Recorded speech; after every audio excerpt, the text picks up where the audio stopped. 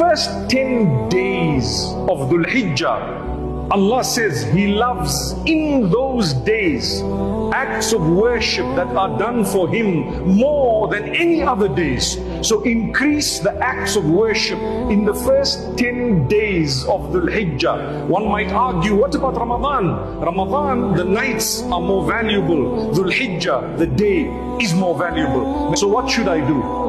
Imagine if you are fasting during these 10 days, Alhamdulillah, what a great blessing. The fast of the day of Arafah for those who are not in Hajj is considered so powerful that the sins of the current year, and according to another narration, the previous year or the coming year, there are various narrations, but minimum is at least 1 full year of your sins wiped out for that fast. Fasting, why? Because you need to humble yourself for Allah. Food is there, it is generally halal, it is earned with halal income, it's